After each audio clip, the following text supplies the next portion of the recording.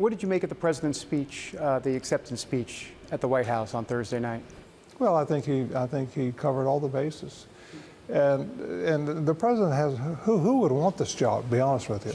The last 2 weeks, we've seen the Democrats convention, we see the Republicans convention. Can you give us a compare and contrast? What have you seen from a faith perspective or a lack thereof? The Democrats are really, if anything, they are opposed to faith.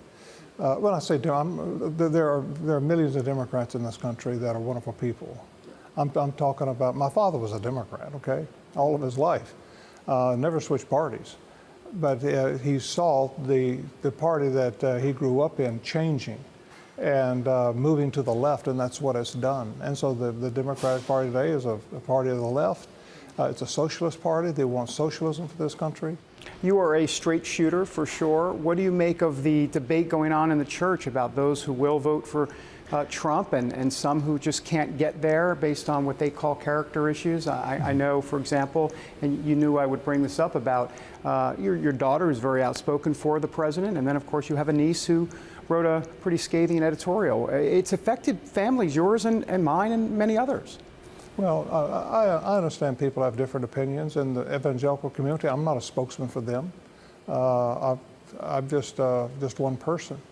And so there's a lot of opinions and ideas and views, and unfortunately the people that don't know the president, and some of them have negative views, that they have gotten those views from a negative press that is controlled by the socialists, and so they've kind of bought into that, and that's unfortunate. September 26th, I want you to talk about this rally here in Washington. I could say a rally, it's really a prayer event. It's a prayer march. Tell me.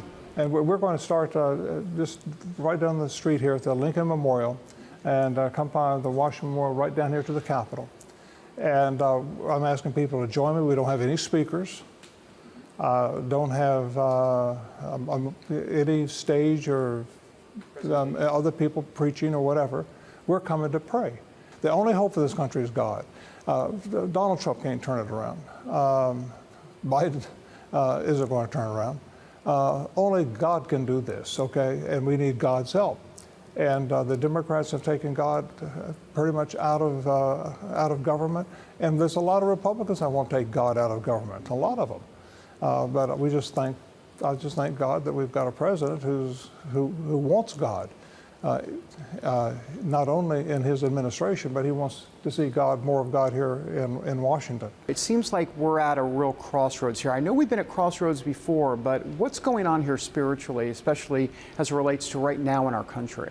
Well, the changes that the left want to make and taking us into socialism is going to affect the church.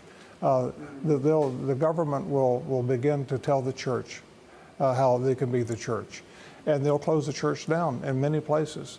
We see right now, because of COVID, the government trying to tell the church that they cannot meet. And the Constitution gives us that freedom to do that. But because of COVID, they said we can't meet. I have asked before about, has God put Trump in office for such a time as this? And there are many folks that believe, obviously he has.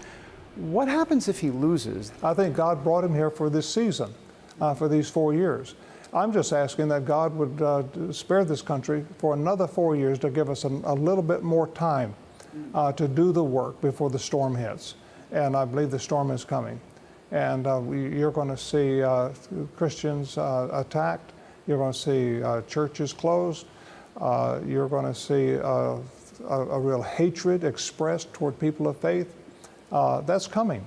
And Jesus told us, he said, you will be hated by all people because of me. And if we're going to stand for the name of Christ, the world will hate us. And that's coming. It's like Trump is like trying to hold back what you're talking about here. Well, first of all, God uses men. He works through men. Yeah. And I believe Donald Trump is the president for a reason. I think God has put him in this position, and he is. He is Western civilization as we have known it. He is defending that.